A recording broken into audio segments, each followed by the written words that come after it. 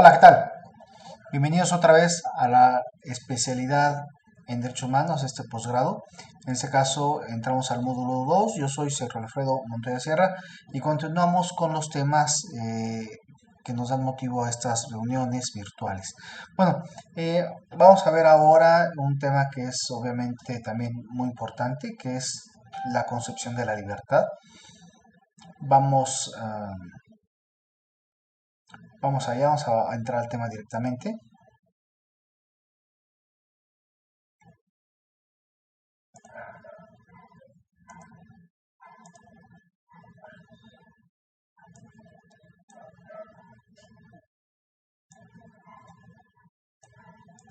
Déjenme acomodar aquí un poquito la sesión. Perfecto, aquí estamos ya. Muy bien, ¿qué vamos a ver? Bueno, que no es tan sencillo comprender la libertad cuando nos adentramos en ella, en derechos humanos, pero definiendo la libertad, pues la libertad de actuar, de pensar, de razonar, para poder decidir lo que es justo, lo que no es justo, lo correcto de lo incorrecto. Y ahí empezaremos trabajando el dilema de la libertad, este dilema sobre qué tan libres somos en cuanto a nuestras decisiones para deliberar, para poder saber si lo que hacemos, lo que hacen los demás, las decisiones que tomamos o tomamos en sociedad son las correctas o no. ¿Qué tan libres somos para hacer lo correcto? Porque pareciera que es algo de una respuesta muy sencilla, ágil, rápida, y responder que, bueno, sí, sí somos libres, pero que tanto las condicionantes que existen a nuestro alrededor nos llevan hacia una respuesta o bien nosotros interiorizamos la respuesta de una forma incluso filosófica y a partir de resultados podemos entonces actuar conscientemente en forma correcta. Miren, Nietzsche establecía que con Dios no hay libertad. Explicar esto, pero bueno, me gustaría recordar aquella frase de Sócrates en el que para hacer el bien primero necesitábamos saber qué era el bien. Parafraseando a la justicia y hacer lo correcto, pues para poder saber, para poder hacerlo primero necesitamos saber qué es. ¿Qué decía Nietzsche? Bueno, que no tenía ningún mérito actuar correctamente cuando no se hacía convencido, cuando no se hacía de una forma interiorizada sobre la justicia y que cuando se actuaba en forma correcta meramente por la presión, por la obligación, por la coerción, en este caso de la Iglesia católica, pues no tenía ningún mérito. Y es que lo que ha ocurrido es que a lo largo de la historia, la idea de Dios o la idea de los dioses, en un momento facilitó en los primeros grupos sociales la cohesión, la unión y las primeras reglas de estas sociedades salían, perdón, a partir de que eran dictadas o en apariencia eran dictadas por estos dioses. Ellos establecían lo correcto, lo incorrecto y los castigos, sea en el inframundo o fuera en vivo. En vivo, los encargados de castigar a las personas eran, por supuesto, un grupo de personas designadas por ellos mismos para cumplir con sus castigos ante quien desobedeciera. Entonces, vía el castigo, vía el miedo en cualquiera de las religiones que han existido, era como se mantenía el orden.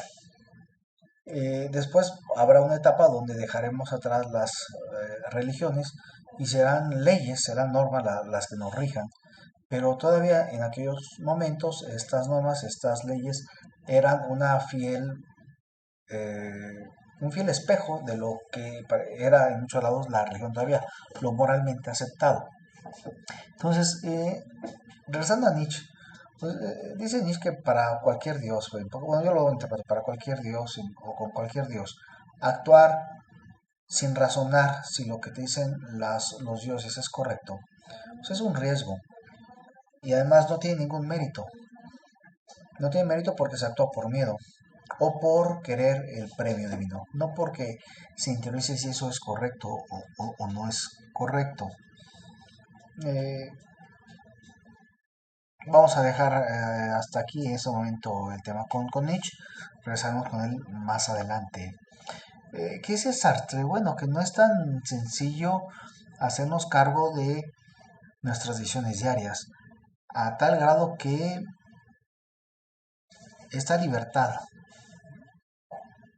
ejercida desde que despertamos en lo que hacemos, lo que decimos, cómo nos comportamos, pues puede llegar a ser una tortura. Y la frase de Sartre de estamos condenados a la libertad va ahí. No podemos evitar esta libertad y autonomía que tenemos en la toma de decisiones. No podemos culpar a nadie, aunque paradójicamente nos siempre hemos querido delegar en las figuras divinas nuestra responsabilidad. Cuando decimos, escuchamos coloquialmente decir que las cosas pasan por algo, porque Dios por algo quiso que pasaran, que pues, Dios tendrá o los dioses tendrán sus razones. Si me va mal, pues sabrá Dios por qué.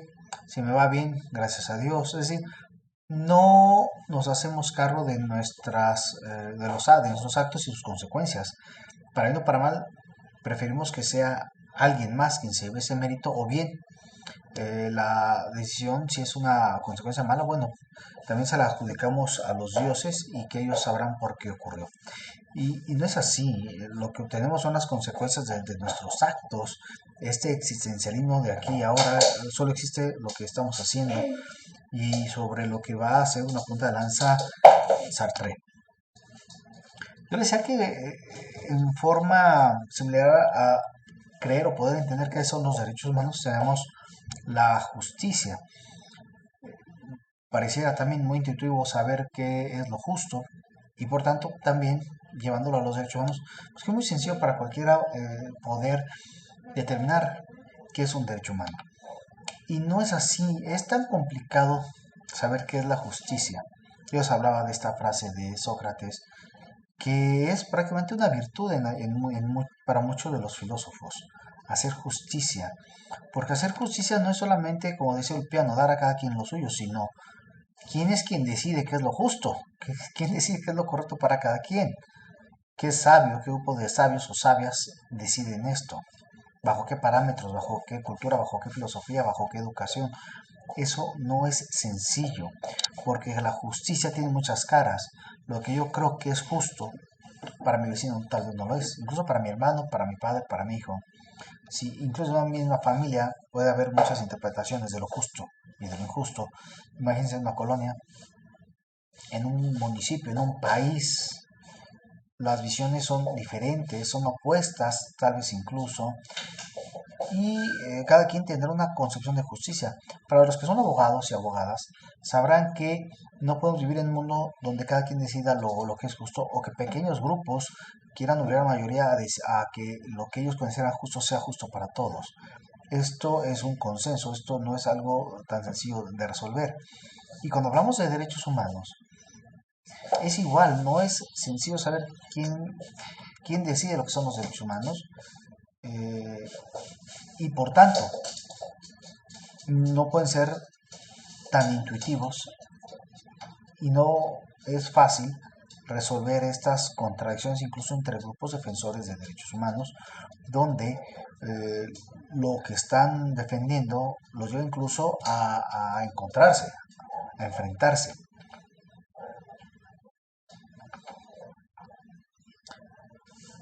Las dos formas más básicas de entender la justicia obviamente es el utilitarismo y los imperativos categóricos con Kant.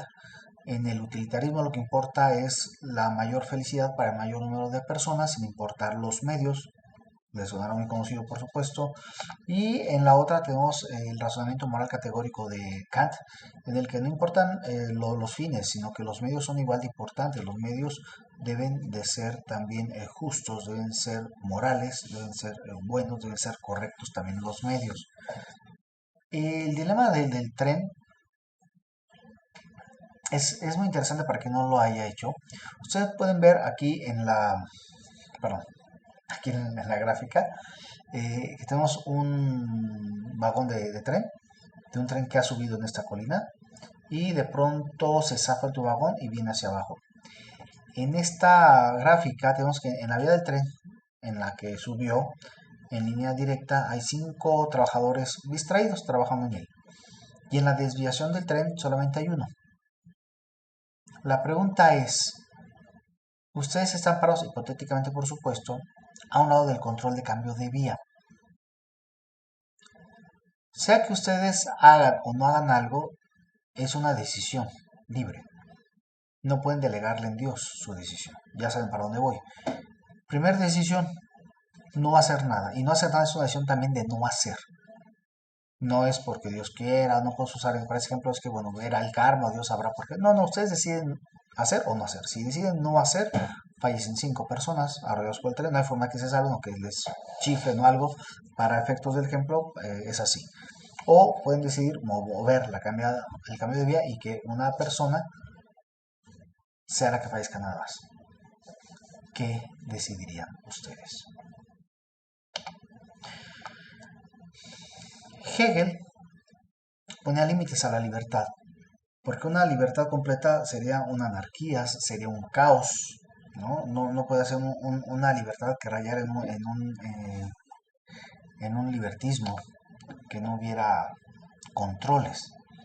Entonces, siempre para Hegel se necesita ciertos controles para las personas.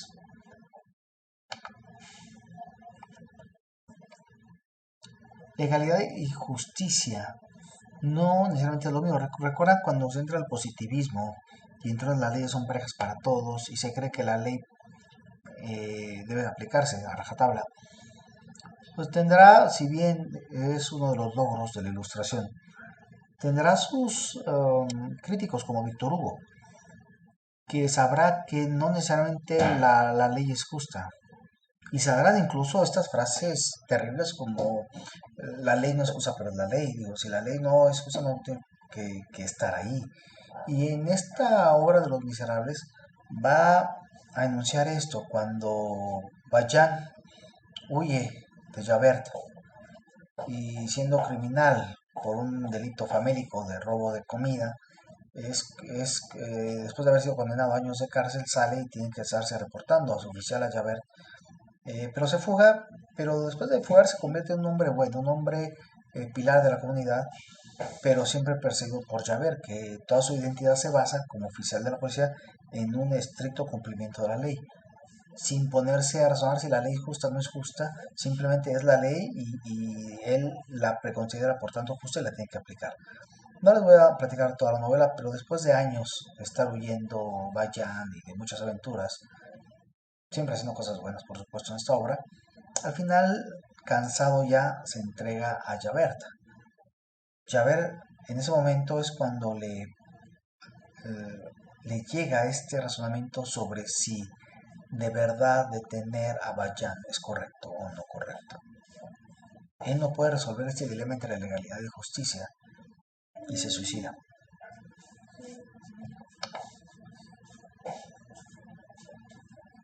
Por tanto, ¿quién decide lo justo y lo que no es lo justo? Esto es una cuestión eh, completamente difícil, porque en México, en nuestro país, esto lo deciden o quienes legislan la justicia son nuestros diputados y diputadas. Bajo esa idea de que la justicia no es fácil de entender, pues pensaremos que deben ser personas, unos filósofos, ¿no? Totalmente científicos de la verdad para hacer leyes justas. Pero por supuesto nos vamos a encontrar con que no, con que quienes hacen nuestras leyes en México, la mayoría pues no son unos iluminados y por tanto muy difícil creer que ellos puedan lograr justicia.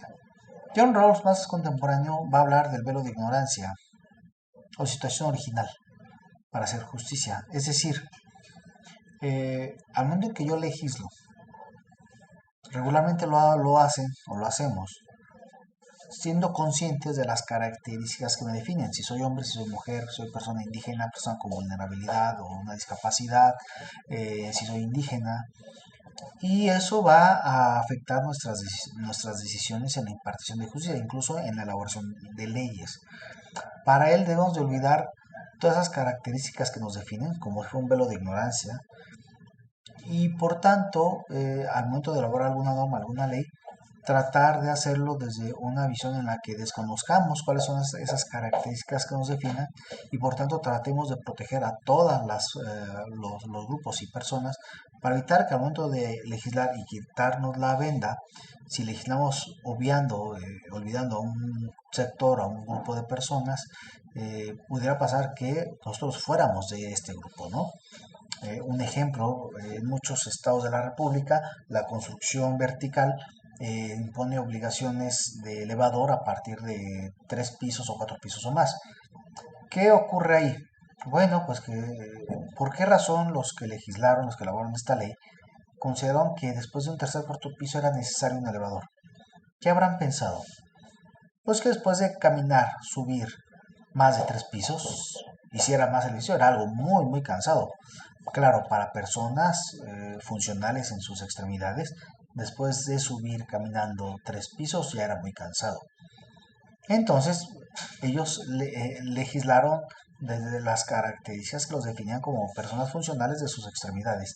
¿Qué hubiera pasado si entre los integrantes de estos grupos legislativos hubiéramos tenido a personas con una discapacidad motriz, pensar en silla de ruedas o bastones para subir escaleras? Lo más seguro es que la ley hubiera contemplado que cualquier edificación vertical de más de un piso debería tener obligadamente elevadores o algún mecanismo que permitiera, facilitara que las personas con discapacidad subieran más de un piso. Ese es un ejemplo de cómo cuando se legisla es muy importante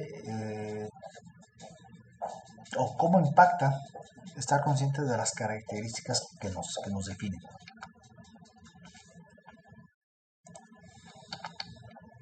Por tanto, yo les decía, desde los antiguos muchos consideraban como una virtud la justicia y por tanto la hechura de normas jurídicas pues tenía o se buscaba que fueran hechas por personas con estas virtudes, porque si no sería muy difícil impartir justicia o se haría de una forma hipócrita.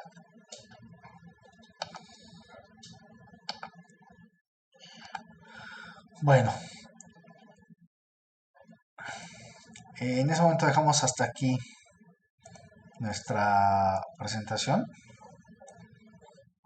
Yo les pido que por favor que sigan revisando la plataforma, los contenidos que ahí tenemos, que tiene la universidad. Revisen su calendario, revisen su correo electrónico, por favor que no se les pasen las fechas, los calendarios, sus tareas, actividades que están ahí, por favor síganla. Tenemos las redes, por favor, www.nimatehuala.edu.mx, mi correo cerco.montoya@auladh.com. Bueno, pues nos despedimos, nos vemos en el siguiente módulo. A esta gran familia, bienvenido a la Universidad de Matehuala.